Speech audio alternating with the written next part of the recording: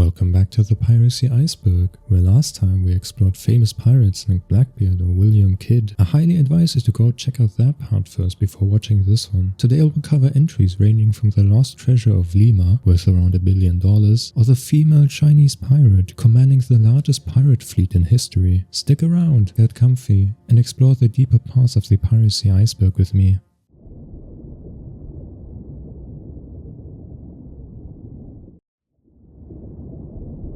William Fly. William Fly was a notorious British pirate raiding the coast of New England in 1726. His career was very short-lived, only being at sea for around 3 months. Fly's early life is a mystery. He only appears after he had already turned to piracy. In general, it is pretty hard to find information about this man. In April 1726, Fly was aboard a ship named the Elizabeth with Captain John Green as a regular sailor. However, he and Green clashed a lot with each other until Fly, along with a group of mutineers, threw Green overboard and elected Fly as their new captain. Fly renamed the Elizabeth to the famous Revenge and sailed to New England, capturing 5 ships over the course of 2 months before Fly and his crew were captured themselves. After being tried for piracy, they were sentenced to hanging at Boston Harbor on 12th of July 1726. Here, Fly became famous for having complete disdain and zero remorse for his actions as a pirate, and even taunted the hangman for doing a poor job of tying his noose.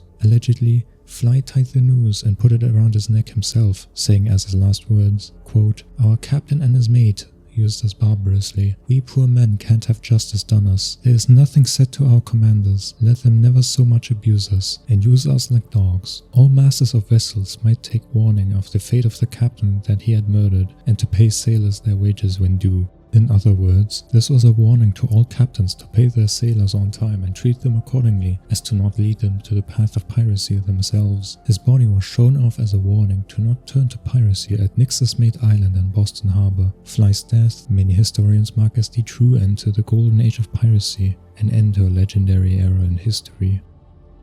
Black Caesar.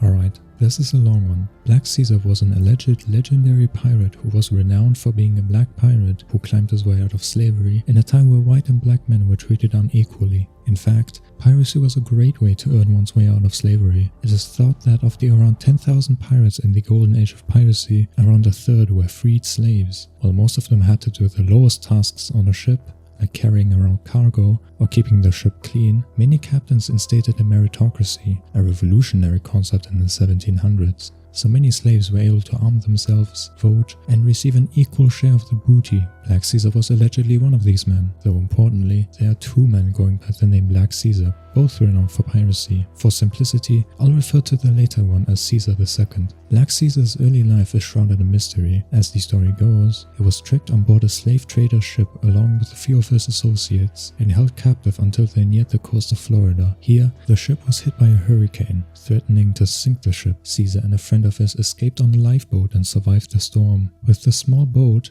they posed as shipwrecked sailors and threatened to sink the ships that came close to them if they did not give them their supplies. They continued this for a couple of years before Caesar and his friend had a fight over a woman, where Caesar killed his longtime friend. Caesar recruited pirates and attacked ships on the open sea, reportedly stashing away his supplies on an island near Old Rhodes Key, Florida. Today, one of these islands is named after him, Caesar's Rock. Here he purportedly had a harem with over 100 women and a prisoner camp full of prisoners he had hoped to ransom for large sums of money. Apparently, children were even imprisoned here, many of them having starved to death, which gave rise to the local superstition that the island is haunted. Let me clarify though that this is just a legend and no evidence has ever been found of treasure being found on or around the island. No any contemporary sources have been found. Thus, historians believe this story is purely a work of fiction. What can be known for certain is that Blackbeard did in fact serve aboard Blackbeard's Queen Anne's Revenge. He was a part of his crew when Blackbeard and Lieutenant Maynard were fighting. Charles Johnson reports, quote, "Teach had little or no hopes of escaping, and therefore had posted a resolute fellow, a word, whom he had bred up with a lighted match in the parlour room, with commands to blow up when he should give him orders, which was as soon as the lieutenant and his men could have entered, that so he might have destroyed his conquerors. And when the word found how it went with Blackbeard, he could hardly be persuaded from the rash action, by 2 prisoners that were then in the hold of the sloop. Whether this actually happened and Caesar was in charge of the secret operation is very dubious. In any case, after this, there are several variations to how he died. He might have died following Blackbeard's orders, or tried and sentenced to hanging in Williamsburg, Virginia, in 1718, or he might have been returned as a slave to Alexander Spotswood. By the way, last time I said Sportswood. My bad. He's actually called Spotswood. Or Caesar may have survived piracy and worked as a cooper, settling down somewhere on the east coast. We don't know for sure. Now, as mentioned earlier, there is another Black Caesar, who I'll refer to as Caesar II. This man was identified as Henri Caesar, a Haitian revolutionary and pirate born to a slave family and active in 1791, so well after the golden age of piracy. Caesar II was a part of the Haitian Revolution in 1791, which was a huge insurrection of Haitian slaves against French colonial rule. He joined the rebel forces and remained in the revolution until its end in 1804, where Haiti gained its independence from France. In 1805, he captured a Spanish ship and attacked and raided several villages and vessels near Cuba and the Bahamas from his base in Spanish Florida, before disappearing in 1830. His fate, similar to the original Black Caesar, is unknown. He may have fled from Spanish Florida after it was purchased by the US in 1821, or executed for piracy. Legends purport he buried between $2 and $6 million in Florida. In any case, the stories of both the Black Caesars are very interesting in their own right. Edge cases of black pirates working their way out of slavery and making a name for themselves in history books. They're interesting stories, though they likely are false or highly embellished. River pirates. River pirates, as the entry says, are, well, pirates operating in rivers. They are not bound to a specific region, really. They have been viewed across the globe. The Yangtze River in China has seen a lot of piracy in the 19th century until the end of the Chinese Civil War in 1949, where Chinese insurgents attacked mainly American vessels. On Europe, the Danube River has seen a few cases of modern-day piracy. In 2006, Romanian pirates plundered Bulgarian ships, or in 2012, where cargo belonging to Ukrainian ships were taken. Perhaps most famous is American river piracy, which was mainly concentrated along the Ohio and Mississippi rivers, especially in the late 1700s. From 1790 to 1834, a place named Cave and Rock in Illinois was the headquarters of American pirate activity, where Samuel Mason raised a gang of criminal outlaws and raided vessels shipping cargo down the Ohio River. Smaller gangs and lairs were wreaking havoc on merchant ships for decades afterwards, up until the 1840s in the lower Mississippi. New York City also experienced a fair share of piracy, though much smaller in comparison, even lasting until 1876. These river pirates made use of the terrain to hide from authorities, notably swamps, caves, islands, marshes, and rapids, using deception and concealment tactics to capture their treasure, which was often sold just downstream, and the crew often murdered.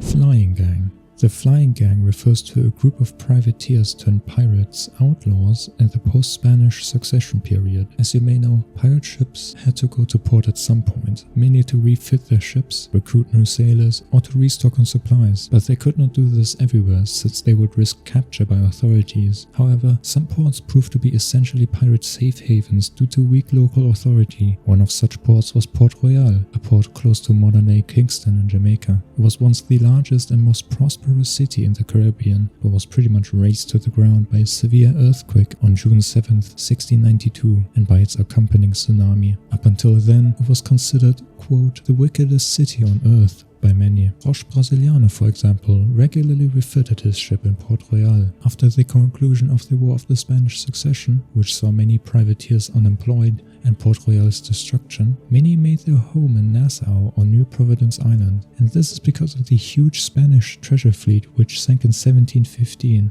near Florida, which attracted many privateers alike. The Flying Gang was started by veteran privateers Henry Jennings and Samuel Bellamy, who I covered in the last video, Charles Vane and Benjamin Hornigold, along with others. These pirates would raid the Spanish salvage camp which sought to, well, salvage some of the treasure that had sunk beneath the waves. This had made them insanely rich and established a de facto state on New Providence Island. While it wasn't a state in the sense we know today, it indeed governed independently from colonial powers, and the basis of governance was the informal pirate code, which was pretty progressive for its time. For example, pirates would run their ships democratically, electing their quartermasters and captains by popular vote or sharing plunder equally. Women, slaves, sailors of mixed descent, or social outcasts were able to become pirate captains. The flying gang was dissolved in 1718 after Governor Woodes Rogers restored British control over the region, but of over the around 10 years that the Republic existed, it started the careers of legendary figures like Blackbeard or Olivier Levasseur. Victual Brothers. The Victual Brothers, German Vitalienbrüder, were a group of privateers, mainly Germans, who harassed shipping in the northern Baltic Seas in the late 14th century. They were first hired by the Dukes of Mecklenburg to support Sweden with their war efforts against Denmark, who was besieging Stockholm in 1392. The group was named after the Latin word victualia, meaning provisions, which referred to the original mission of the brothers, bringing food and supplies to Stockholm to relieve the siege. After having supplied the city with much-needed provisions, they evolved into pirates, having first occupied Gotland, an important island in the Baltic Sea, in 1394, setting up a stronghold in the city of Visby. After that, they occupied many key ports in the area, mainly Bergen, Malmö, Rostock and Wismar, and many more. During this time, they resorted to all-out piracy, and maritime trade in the area virtually collapsed, forcing Denmark to ask England for help. After Denmark united with Sweden and Norway to form the Kalmar Union, the Hanseatic League at the time was essentially forced to work with them. In 1398, the Teutonic Order invaded Gotland and drove out the Victual Brothers completely, destroying their stronghold at Visby. However, this was not the end for the Victual Brothers. Far from it, actually. Their new base of operation was mainly in the Frisian Islands off the coast of the Netherlands. Since they were driven out of the Baltic Sea, they renamed themselves to the Likedelers, meaning equal sharers, as they shared their plunder with the local coastal population. A well-known figure was Captain Nikolaus Storzenbecher, or Klaus Störtebeker. Legend has it he got his name from being able to gulp down 4 liters of beer without pausing. Störtebeker, Gottfried Michaelsen, and Magister Wigwald, along with their crews, harassed the Hanseatic League ships, irrespective of their origin. Störtebeker and his men are mostly known for their demise. In 1401, the Hamburg warship Die Bunte Kuh, literally translating to the colorful cow, and yes, that was its actual name, tricked the crew to go to Heligoland, but were overwhelmed after a 3-day skirmish and promptly executed. Legend has it that after he was executed, his headless body got up and walked past 12 men and then fell to the ground. In 1429, some 28 years after Störtebeker's execution, the Likedelers attacked and burned the important Norwegian trading town of Bergen to the ground, and piratical activities actually continued up until 1440. Mary Read. I briefly mentioned Mary Read in Anne Bonny's entry in the last video. She's a part of John Rackham's crew, the same one Anne Bonny joined. Read's early life is unknown, and it is difficult to pinpoint her existence, as multiple women of the same name were born around the late 17th century. She might have been born in Bristol around May 1681, but this is unclear at best. We can only really rely on our beloved scholar, you guessed it, Charles Johnson, for information. Read moved to Flanders in her early adulthood and joined a cavalry regiment on the side of the Dutch against the French in the 9 Years' War. Read disguised as a man in her service and married a soldier. Her husband, however, died shortly afterward, and Read decided to leave the military early and moved to the Caribbean to start a new life. The ship she happened to board on was unluckily attacked by pirates, but instead of resisting, she joined the pirates while disguised as a man. She lived in Nassau, and as mentioned earlier, this was a hotspot for pirates at the time. Here she met Captain John Rackham, a renowned and feared pirate. In August 1720, Rackham, Anne Bonny and Read stole a sloop and set it out to sea, spending around 2 months harassing and plundering ships around the Caribbean. I mentioned most of this in Anne Bonny's entry, so I'll keep it short here. Make sure to check out the last part for a more in-depth overview of their piratical activities. But the crew met their demise on the 22nd of October 1720, when Captain Jonathan Barnett took the crew by surprise and arrested them after a short skirmish. They surrendered and were brought to trial and sentenced to hang for piracy. While Read was spared her life, as she claimed she was pregnant, she died in April 1721 in prison of unknown causes nonetheless. It is unknown whether she had actually been pregnant or died while being pregnant, but Read, along with Anne Bonny, stay in history for being a part of the few edge cases of female pirates harassing shipments. Chui Apu. Chui Apu was a famous pirate operating in the South China Sea in the 1840s. The area became a hotspot for pirate activity during this time, mainly due to European ships trading with Chinese merchants, especially in areas like Hong Kong, which recently became a British colony in 1842. These merchants usually carried lots of opium, as the British essentially got the Chinese addicted to it, leading to the Opium Wars. The pirates attacked ships no matter the origin. If they carried opium from India, for example, it could be sold to Chinese markets. If they didn't, they usually carried some other goods, such as silver, and could be traded in for opium itself, so it really was a win-win situation for the pirates. In 1847, a fleet of Chinese pirate ships surprised a flotilla of opium-receiving ships anchored, leading to the crew being brutally murdered and their cargo being promptly carried off and sold. Similarly, the Chinese attacked their own Chinese ships as well, holding one official at ransom. One of these pirates was Chui Apu, with a force of around 50 junks. No, not the junk you know of. A junk was a type of Chinese ship during this time. He is actually said to have commanded around 500 during his lifetime, quite a large amount for any pirate. In late 1849, British Captain John C. Dalrymple Hay intended to eradicate pirate activity once and for all with this 18-gun brig named the Columbine. The pirates had been responsible for burning down a settlement near Hong Kong and fled to the village of Xiami. On September 28, Hay encountered 14 Chinese war junks in 2 lines. He positioned his ship in between the lines and opened broadsides on both lines, rendering 3 junks useless in the process. In Hay's own words, quote, "The junks refused to heave to. Gongs and drums announced their determination to fight. Stink pots were greased up, ready to throw on board. So the Columbine poured 3 well-directed broadsides into their leader." In the night, Hay gave chase to the pirates and was assisted by the steamship Canton, opening fire at the pirates. The pirates fired back and critically hit the Canton, forcing it to go to base for repairs. However, Chui Apu's fleet was scattered and 3 junks were abandoned. Another larger junk was hit critically and sank. Of the 14 junks, 4 were sunk and the rest were able to escape. Around 250 Chinese pirates were killed in the action, while 3 Royal Navy sailors were killed and another 7 were wounded. Chui Apu survived this battle, and most of his fleet was still intact. His 23-junk-large fleet was anchored at Bias Bay, east of Hong Kong, but was spotted by Hay. Hay requested reinforcements, and thus the Columbine, the repaired Canton, along with the dispatched HMS Fury, attacked the pirate fleet on October 1st, 1849. The pirates attempted to flee further inland, but were trapped by the British. In the ensuing battle, all of the 24 junks were sunk, and Apu's base of operations fully destroyed. We don't know how the casualties look like here, but it is safe to say hundreds of pirates were killed in the action. Chui Apu initially was able to escape this battle as well, but was betrayed by his own crew and handed over to the British. He was sentenced to lifelong exile to Van Diemen's Island, modern-day Tasmania, for the murder of 2 British officers who committed suicide in a cell before his punishment was carried out. He died in Victoria Prison, Hong Kong, in 1851.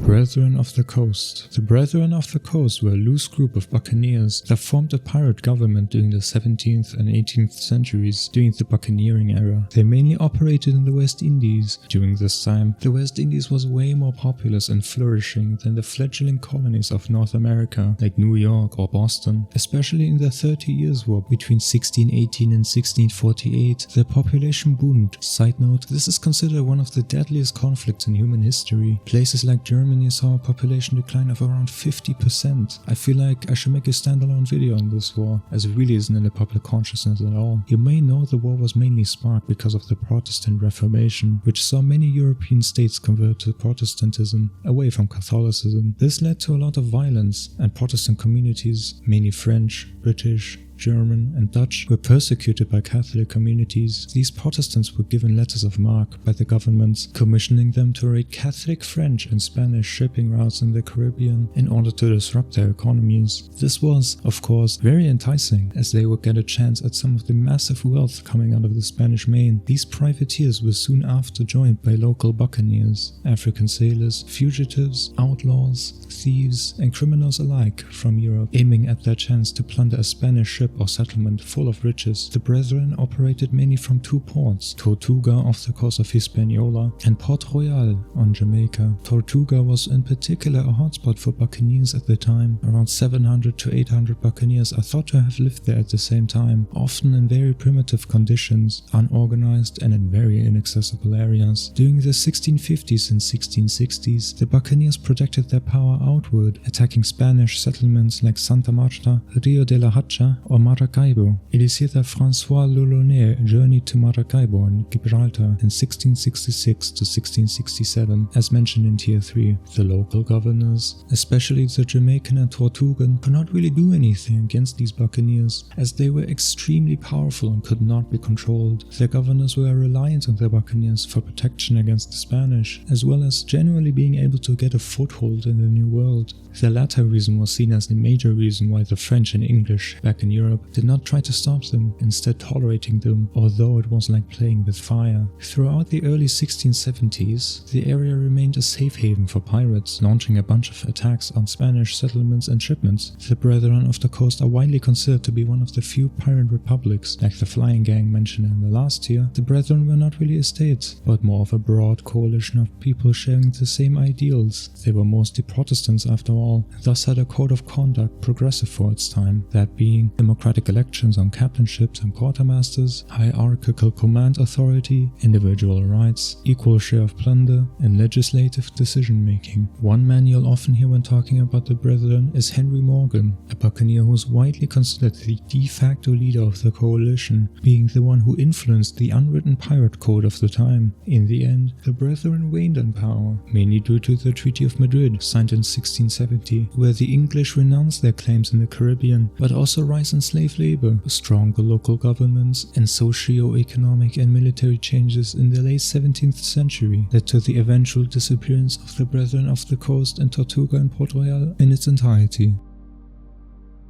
Baymen. The Baymen were a group of mostly English buccaneers from Jamaica settling in what is now modern-day Belize. The first Baymen settled along the coast in the 1630s, and gradually settlements increased over the decades. The coastal area was pretty resource-rich at the time, and settlers were able to make a living off of cutting and selling logwood abroad. In the small settlements, the English employed slavery as their main method of cutting logs. It was pretty informal and laissez-faire in how it worked. They could have their own plantations, but they also often relied on their master for food and supplies, but this depended largely on the master's personality. During this time, however, Central America was mostly governed by the Captaincy General of Guatemala, which was loyal to the Spanish crown, and thus the Spanish saw this as an act of aggression by the English. The reason this is on the iceberg is because these settlers would often engage in guerrilla warfare and small clashes with the Spanish, outrunning and persisting local authorities. They built a sort of pirate haven north of Belize City, sometimes launching attacks on ships entering the Spanish Main, hoping to seize some of the immense wealth treasure fleets would carry. One of the first famous baymen was Scottish buccaneer Peter Wallace, who was one of the first baymen to venture the area around 1638. Side note, the modern-day country of Belize is thought to have gotten its name from this particular pirate.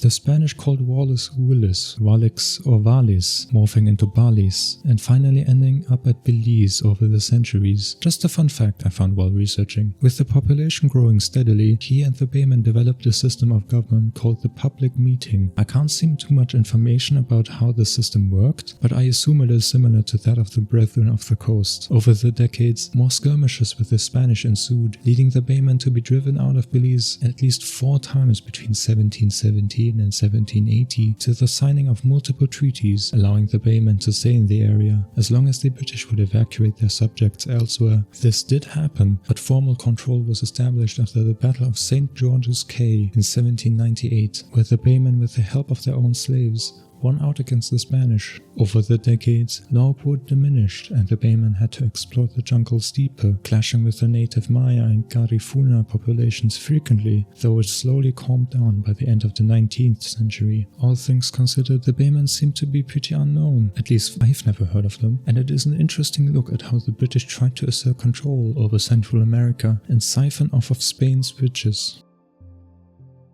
Joseph Bradish. Joseph Bradish was a famous pirate rounder and an associate of William Kidd, mentioned in Tier 2. Bradish was born in Sudbury or Cambridge, Massachusetts, on the 28th of November 1672. Yet again, nothing is known of his life before being a pirate, but we do know he signed as a mate on the Hague boat known as the Adventure, which was bound for the island of Borneo in Southeast Asia. The Adventure's captain, Thomas Gullock, was extremely unpopular in his crew, including Bradish, who then organized a mutiny against him, stopping at the Moluccas, more well known as the Spice Islands back then. The mutineers dropped their loyalists off on an island and sailed away with a ship numbering around 25 men. The mutineers then elected Bradish as their captain and shared the treasures they had found in the storeroom, which is said to have been filled with 9 chests. News of this spread back in England, even stating a petition in Parliament, quote, "The humble petition of Samuel Shepherd, Gilbert Heathcote and Henry Tate in behalf of themselves and others, owners of the ship Adventure and cargo, whereof Thomas Gullock was commander, when the captain with 14 of his men were ashore on the island of Nayas on the coast of Sumatra to take in some fresh water. The major part of the seamen on board seized upon the chief mate and some others whom they sent ashore, and then cut the cable and ran off with the ship. In hopes of finding the said ship in the West Indies, the Majesty has already ordered a 6th-rate frigate to sail for New England." Bradish and his crew were then headed to Nassau on Long Island, New York State. En route, they refitted and resupplied on Mauritius and Ascension. Finally arriving on March 19th, 1699, they hired local sloops to offload their treasure and promptly scuttled the Adventure. The crew bought local horses and rode away on horseback, disappearing. Bradish, however, was not as lucky. He hoped to receive a pardon for his piracy, but was promptly arrested in Boston. While at first he was able to escape jail due to a relative of his being the jailer, he was recaptured on October 1699. He was actually put in the same jail which held William Kidd, and it seemed like Bradish was a fan of Kidd, since Kidd's ship was named the Adventure Prize, while Bradish's was simply the Adventure, and he pretty much sailed the same route as Kidd did. What might have been a coincidence? Who knows? In any case, Bradish's and Kidd's crew was shipped off to England in March 1700 and tried, convicted, and hanged soon afterward at Hope Dock in London, though some allege his treasure can still be found strewn across New England. Chung Po Tsai. Chung Po Tsai was a Chinese pirate operating in the South China Sea, born sometime around 1783, probably in Jinhui in southern China. He was a poor fisherman's son till he was kidnapped by a pirate Zheng Yi or Cheng Yat at the age of 15. Po Tsai quickly adjusted to the pirate life and began to enjoy his duties, rising through the ranks, even getting adopted by Cheng Yat and his wife, Ching Shi. Cheng Yat suddenly died in a storm off the coast of Vietnam in 1807, prompting the now widow Ching Shi to maneuver Po Tsai into a leadership position. Shi became Po Tsai's right-hand man, became lovers, and eventually married. And remember, Shi was Po Tsai's stepmother. So, in any case, Po Tsai and his fleet harassed shipping in the South China Sea around Guangdong coastal areas. I don't know how large his fleet was at this time, but I found numbers ranging from around 20,000 to as many as 70,000 sailors, with upwards of 600 to 1,800 ships. Information is pretty unclear about this. His influence was massive, and he and his crew became extremely wealthy and powerful in the area, so much so in fact that Po Tsai aspired to become the Emperor of China, or a sort of god figure, since his pirates believed in a fringe sect. Po Tsai's fleet often clashed with European ships, namely the Portuguese, and suffered a heavy defeat against the Portuguese Lieutenant Pereira Barreta in May 1807. The Portuguese continued to be a thorn in their side, as they suffered a series of defeats at the Battle of the Tiger's Mouth. Numbers are not available, but we can assume losses were pretty heavy on the pirates' side. During this battle, legends say he hid his treasures hastily in a cave nearby, now known as, who guessed it, Chung Po Tsai's cave, though no treasure has ever been uncovered there. After 1810, Po Tsai and Shi accepted amnesty by the Qing government, ending their piratical activities and keeping their loot. Po Tsai joined Qing's Guangdong Navy and achieved the rank of colonel, given command of around 30 ships and a private fleet. He spent the rest of his life fighting other pirates in the South China Sea for the Qing government. Po Tsai and Shi had 2 children together, the first being born in 1813 and the second one being born at an unknown later date. Chung Po Tsai died at sea in 1822 at the age of 39, and his widowed wife opened a gambling house in mainland China. Po Tsai and Shi remain as important figures in piracy in the South China Sea and piracy history as a whole, as they commanded one of the largest pirate fleets ever, numbering tens of thousands of pirates and hundreds of ships, terrorizing shipping at sea and turning against piracy later on.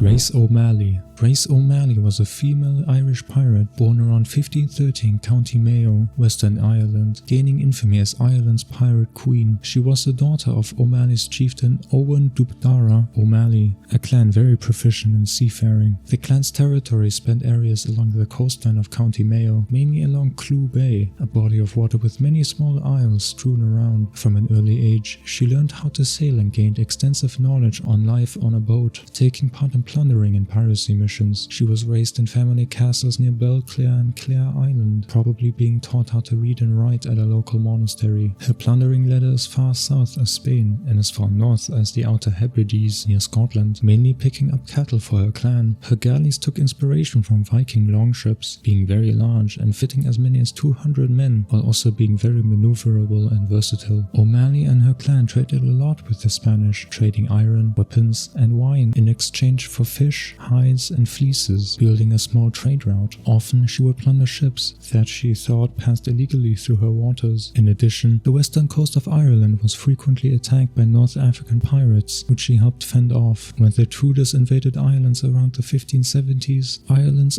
old Gaelic customs and traditions were washed away and replaced with English ones, which took a huge toll on O'Malley. The governor of the province her family lived in, Connacht, was especially antagonistic of her family. Sir Richard Bingham, he was called, sought to destroy the piratical activities in her family, so much so that O'Malley's eldest son, Owen, was murdered by Bingham's brother. Bingham offered the O'Malleys a truce, but this turned out to be a trick, as Bingham captured Grace and condemned her as a traitor and to death. She was luckily rescued by a family member though. Determined by vengeance, Grace went into full-on rebellion against the English and fled to Ulster. She sought help from the Spanish to drive the English out of Ireland and unite the Irish people once again. In 1588, because of bad weather, the Spanish could not support the Irish rebels. Bingham proclaims an all-out war against the O'Malleys and calls Grace, quote, the nurse to all rebellions in Ireland. In 1591, Bingham sinks a large part of O'Malley's fleet by employing scorched earth tactics, severely weakening her rebelling capabilities. In 1593, Grace's youngest son, Tibbet, was captured by Bingham, charged with treason, a crime punishable by death, and imprisoned in Athlone Castle. This is when Grace decides to embark on a voyage that would put her in her history books. She would sail around the south coast of Ireland and around England, into the Thames and to the Greenwich Palace, to seek a meeting with Queen Elizabeth I. In September, she sat down in court with Elizabeth I, and, despite all the charges of piracy and treason against her, Grace secured her son's release, her stolen lands returned, and was allowed to continue her career at sea. Even at old age, she was still sailing the seas, but died peacefully at the age of 73 in Rockfleet Castle, Ireland. She remains a legendary figure in Irish history. The Lost Treasure of Lima. The Lost Treasure of Lima is a legendary buried treasure reportedly going missing somewhere en route to Mexico from Peru in 1820. Spain at this time was beginning to lose grip on its New World colonies. As with most things in European history, this can be traced back to Napoleon. Napoleonic France waged war across Europe and invaded Spain in the Peninsular War in 1807, proving a crushing blow to the Spanish monarchy and ushering in wars for independence all over South America. Peru was no exception to this. The city of Lima in particular, today the largest city and capital city of Peru, was back then also a large population center and crucial trading port, and was on the brink of rebellion. The Viceroy of Lima, basically the Spanish colonial governor of the area, preemptively decided to evacuate the city's most valuable treasures to Mexico for safekeeping, most of it belonging to the Catholic Church. This treasure included altar trimmings coated with gemstones, 5 relic containers, 3 of which made of pure gold, containing over 1400 gemstones, including over a dozen diamonds, thousands of coins, silver, candlesticks, and 2 life-sized solid gold statues of Mary holding the baby Jesus. Collectively, it is valued between 12 and 60 million US dollars. In today's money, this would be around $1 billion. The Viceroy thought it was a good idea to enlist an Englishman to transport this immense haul, as the English had no ties with the revolutionaries, but the English captain, William Thompson, captain of the ship Mary Dear, could not resist the temptation and turned pirate. Allegedly, Thompson remarked to his crew, quote, "We can work as we please the rest of our lives, boys, and not all of us together can ever produce for ourselves as much wealth as there is in one of those big boxes. The fellows who hired us to haul this cargo for them are thieves. They stole all this gold. Let's take it from them and put it to good use. What is the will of the crew?" The crew agreed and threw the soldiers and priests overboard and headed for the Cocos Island, off the coast of Costa Rica. This is the place the treasure, or at least part of it, was allegedly buried for safekeeping. The crew split up and laid low till the situation calmed down. However, the Mary Deer was captured and the crew went on trial for piracy. The Spanish hanged the entire crew, except for Thompson and his first mate James Forbes. In exchange for letting them live, the Spanish made their way to Cocos Island with Thompson and his mates, but then managed to slip out of their grip and escaped into the dense jungles. Thompson, Forbes, and the treasure were never seen again. It is believed Thompson got on a boat to Newfoundland, Canada, and Forbes made his way to California, settling down and never returning to the island. Hundreds of amateur and professional treasure hunters have traveled to Cocos Island, attempting to uncover this treasure, unsuccessfully. Most notably, German treasure hunter August Gisler became obsessed with the treasure and spent around 20 years searching, but only found a few gold coins. Today, the treasure still remains buried somewhere. However, the Costa Rican government believes no such treasure exists on Cocos Island and does not allow any more treasure hunting in order to protect the mostly untouched jungles. Some believe the treasure is instead buried on a small unknown island off the coast of South America, but we may never know the truth as it is lost to history. John Durdrake. John Durdrake, known as Jack of the Baltic, was a legendary Danish pirate that might have been active in the 1700s. We don't know if he was a real person, but as the story goes, he originally worked as a carpenter at a dockyard in Copenhagen before being fired for drunkenness. After his parents died, he inherited a small fortune, with which he decided to commission a fast-sailing brig sheathed with copper. Durdrake tried selling wood between Norway and London, but this proved to be too unprofitable and decided to offer his services to Peter I, more known as Peter the Great of Russia. On the royal dockyards of Neva, he got into a fight with one of his superiors, took an axe and allegedly killed him, hurrying off with the ship afterwards and selling the Russian cargo on the ship to the British. Afterwards, he left for Norway, but was attacked by a Russian man-of-war en route, which was defeated and surrendered. Durdrake used this Russian warship as his new flagship and left a smaller ship. He manned this ship with around 70 sailors, of which 35 English and the rest Danish and Norwegian sailors, and renamed it to the ominous name Sudden Death. In the Baltic and North Seas, he plundered several merchant ships, taking valuable cargoes like fittings for ships, arms, or wool clothes, and sold most of this to Swedish merchants. Durdrake is said to have made his prisoners walk the plank, in other words, making them drown. One such prisoner survived and spread Durdrake's stories, prompting General Scheveling, governor of St. Petersburg, to send out 2 ships. When the pirates received this news, they were just ready to take on a Russian vessel bound for Kronstadt, near St. Petersburg. This particular ship held the sister of Scheveling, who was subsequently stabbed to death by Durdrake in revenge for her brother's doings. Upon hearing the news of his sister's death, Scheveling sent out 2 well-armed ships, which, finding the sudden death anchored, fought and sunk her. Durdrake at this time was on shore and escaped, but most, if not everyone from his crew, was killed in battle or hanged afterwards. Durdrake escaped to Stralsund in northern Germany, bought an estate and ended up living peacefully for 14 years, until one day he made the mistake of traveling to Stockholm, where he was recognized by a captain of a Swedish ship who had given information about him. He was then arrested, tried, convicted of piracy,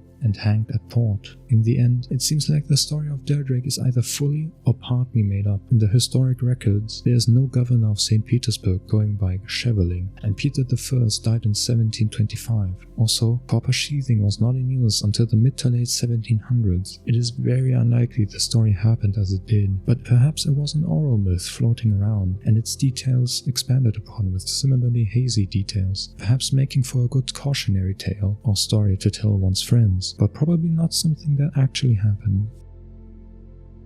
Zheng Yi Sao. Zheng Yi Sao, or Qing Shi, was the stepmother, later wife of Jeyung Po Tsai, mentioned earlier. For simplicity, I'll keep referring to her as Qing Shi, which was one of the many variations to her name. She was a renowned pirate in her own right, especially rising to fame for being a woman in a heavily male-dominated industry. In fact, she is considered history's most successful female pirate and among the most successful pirates overall. Shi was born in 1775 near Jinhui in Guangdong, southern China. and may have been working on a flower boat before turning to piracy. A flower boat was a euphemism for a floating brothel that serviced merchants, sailors, and officials. In 1801, Zheng Yi, a very powerful pirate at the time, visited this brothel and was captivated by Xi's beauty and wit, and they soon married. They adopted Cheong Po Tsai as their son. 4 years later, in July 1805, the pirates operating in the South China Sea were united in a confederation through an agreement, sacrificing some of their individual power for the greater good. The confederation consisted of 6 fleets, each of them assigned a unique color on their flags: red, black, blue, white, yellow, and purple. Zheng Yi commanded the largest fleet, the 200-ship large Red Flag Fleet. After Zheng Yi's sudden death in 1807, many expected the pirate confederation to splinter and collapse entirely. Instead, Xi was able to hold on to power and became the de facto leader of the entire confederation, balancing everyone's power.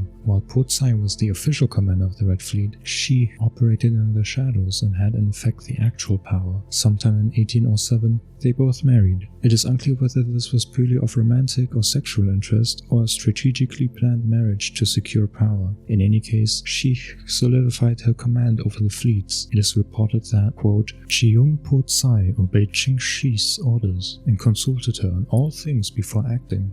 In the next year, the Confederation became significantly more active and ballooned in size and power. It is estimated the fleets grew from around 200 ships to a staggering armada of 1,800 ships manned by around 70,000 pirates. Though it is important to mention information is really scarce on this, and the actual number might have been something like 800 ships and 40,000 pirates. Still a huge fleet in any definition of the word huge. In mid-1809, the Pirate Confederation was dealt a huge blow to their fleet, as a Qing fleet essentially wiped out the White Flag Fleet, along with 24 of Po Tsai's ships. This did not deter Xi, though. As revenge, Xi ordered a massive counterattack in Guangdong province. 3 fleets would attack in 3 different locations, with Xi taking command of her own personal fleet. This attack, commencing in August, worked its way up rivers and along the coastal areas for over 6 weeks and caused death totals of up to 10,000 people. In early September, Po Tsai delivered a large victory against the Qing Navy, sinking several ships, destroying a large town, killing 2,000 civilians and pillaging numerous settlements and towns along the way. Over the next months, the Confederation kept crippling the coastal areas of China and Qing's navy. In the end, her fate was shared with Po Tsai's. In 1810, the Pirate Confederation negotiated a surrender with the Qing government, receiving pardons for their entire crew. In the following years, she opened a gambling house in Canton, where she was gifted land by the government. She died at the age of 68 or 69,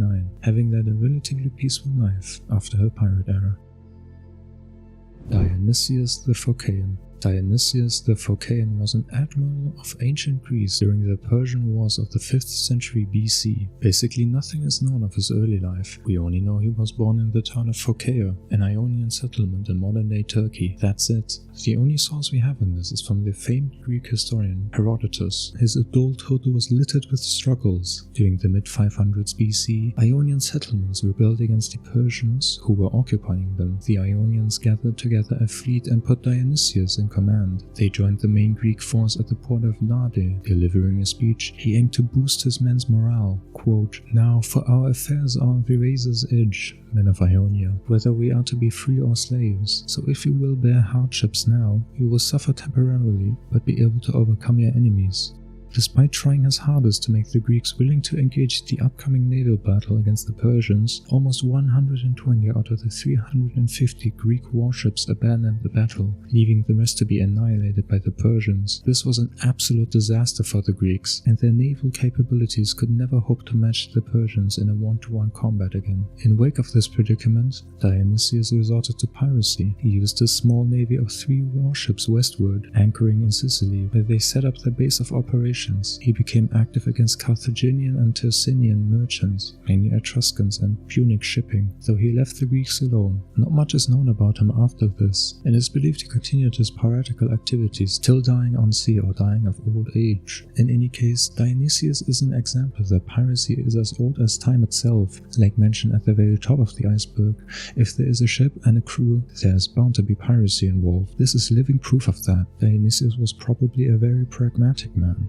a man using his circumstances to achieve the best possible result. He knew he could never match the Persians with this tiny navy, so he resorted to the best possible plan B, that is, outmaneuvering enemies and attacking vulnerable shipping lines. He probably also got rich off of this, as many pirates did, but it is unclear how his fate was. Quite a painful cliffhanger, I know, but this is sadly lost to history.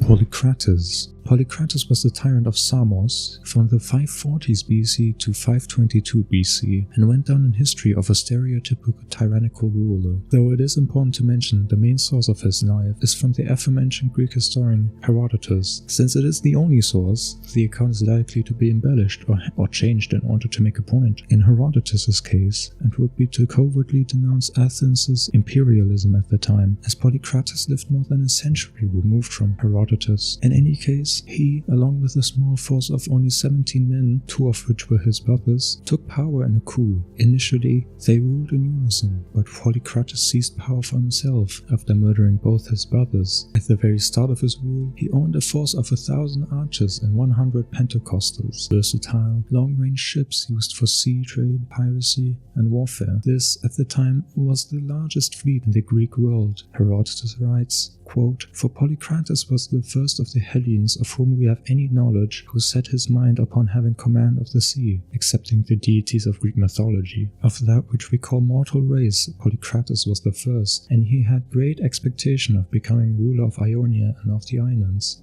Now much of his naval activities have been preserved. Herodotus refers to an attack on Miletus, an influential Greek city at the time, being attacked by the Lesbians. No, not those lesbians. I mean the lesbians from the island of Lesbos, winning a great victory over them and enslaving a large number of lesbian soldiers. In addition, Herodotus reports of Polycrates aiding Egyptian pharaoh Amasis II in conquering Cyprus. But it is important to mention ancient historians did not focus on single campaigns or battles, but reported more wide-ranging events. So Polycrates might have not, and probably did not, engage in traditional naval combat, but was more of a pirate than an admiral. In fact, Herodotus writes, quote, "For to whatever part he directed his forces, everything went fortunately for him, and he plundered from all, making no distinction of any. For it was his wont to say that he would win more gratitude from his friends by giving back to him that which he had taken than by not taking at all." In other words, a friend would be more appreciative if what was taken from him was returned than if it had not been snatched away. Herodotus states Polycrates later established a fleet of 40 triremes, probably the first Greek state to ever do so. Polycrates readied up for a major war against the Persians, but this never materialized, as he was tricked to go to Magnesia. In Magnesia, he was assassinated by Oroetes, a local Persian governor, though it is unclear as to how he was killed. Herodotus only states it was an undignified end to a ruler. Many historians believe he may have been impaled or even crucified. In the end, Polycrates went down in history as an ancient tyrant-pirate ruler. Sadly, it is unclear how much of his naval supremacy impacted maritime trade in the area. We have no numbers or events of single naval engagements, but one can assume it was enough to at least cripple trade in the Aegean Sea. This is another case, just like the last entry, of an ancient pirate, proving once again, piracy is ever present in recorded history.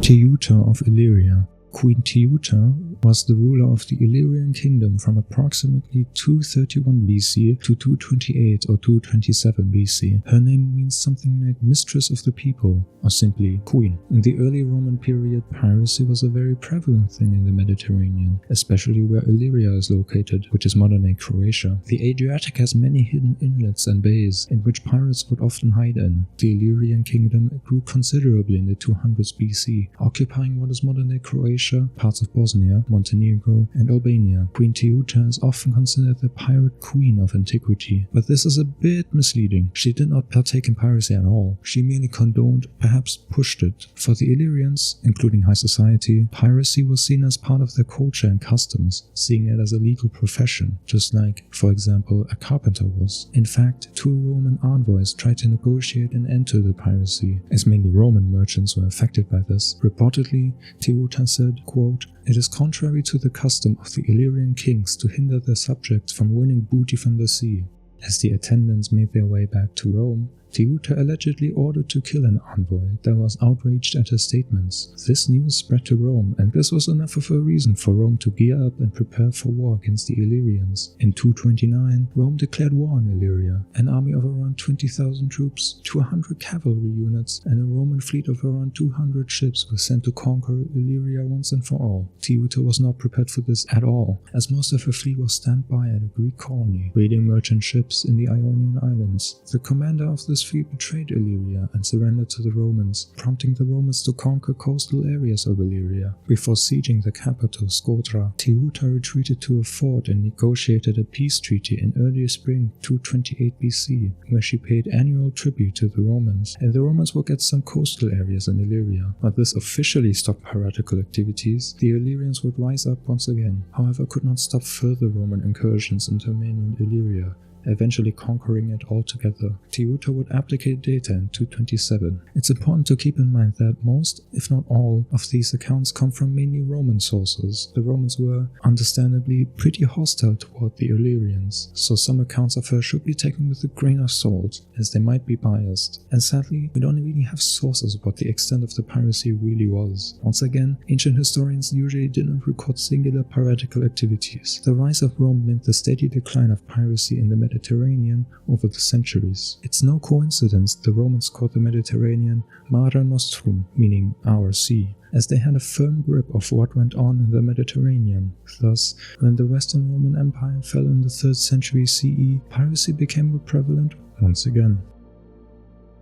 Saida al-Hurra. Saida al-Hurra was one of the most famous female pirates of all time of Andalusian origin, modern-day southern Spain, and is considered one of the most important female figures of the Muslim West. Her name, really a title, loosely translates to an independent noble lady, or the woman sovereign who exercises power. Her birth date is disputed, but it is estimated to be around 1485 to 1495. The late 1400s were a tumultuous time in Europe, as Bartholomew Diaz and Vasco da Gama found a route to India around Africa. With this discovery, Morocco was suddenly no longer a powerful middleman in European-Asian trade, and the trade routes became less and less traveled. Thus, the economic and political sphere changed. Less soldiers were stationed in trading hubs, leading to Castilian and Aragonian armies conquering the Kingdom of Granada in 1492, ending almost 8 centuries of Muslim rule in Iberia. Many families, including that of Saida, were expelled from their homeland. This led to waves of refugees being absorbed by North African settlements, namely those in Morocco. Saida's family fled to Chefchaouen,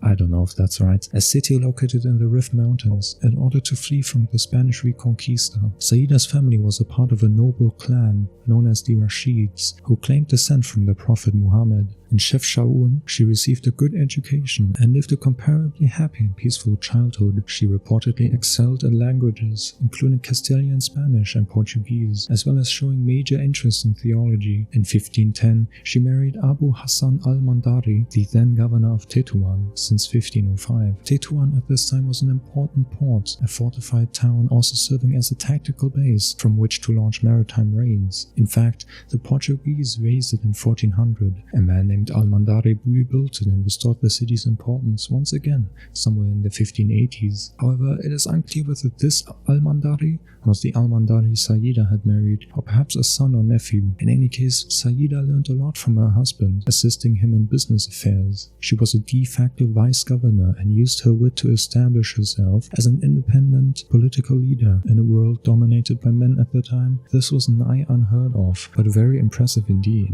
Even today, her husband died in 1515. By that time she had the role of governor of Tetuan herself. During her reign, the city reached an unheard level of prosperity.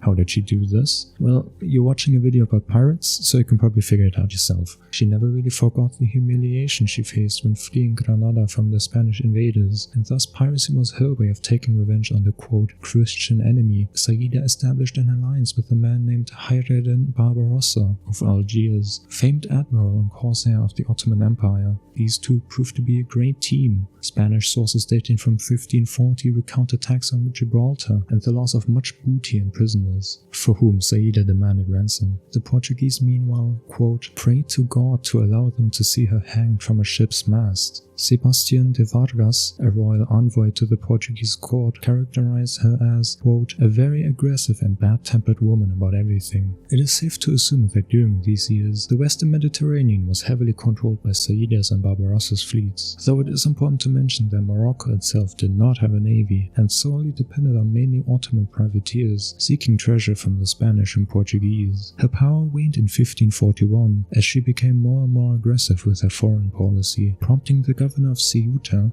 another important trading port at the time, controlled by the Portuguese, to cut off ties with her. This resulted in merchants being angered by bad business and resulting in Saida's son-in-law Mulay Ahmed al-Hassan al-Mandari, allying with tribal forces and usurping Saida. What happened afterwards is not entirely clear, though many speculate she retired in her hometown of Chefchaouen, accepting her fate and living the rest of her life peacefully till her death sometime around 1552. In the end, her story became legendary. She was incredibly important for stability in the region, as it was feared the Spanish and Portuguese would continue with their invasion into Morocco, which they partly did, to be fair. She fended off these invaders by building up a force to be reckoned with, a force that matched the Christians, building a sort of bastion of Muslim rule in the region. While she was not directly involved in piracy, she did highly push and endorse it, just like Teuta of Illyria. Whether or not to call her a pirate, however, is another debate. As historians argue, it is not really fair to call it piracy if a local state is trying to defend themselves from a potential incoming colonial invasion. In the end, she is, again, one of a few female pirates in history to build up a reputation for themselves in a world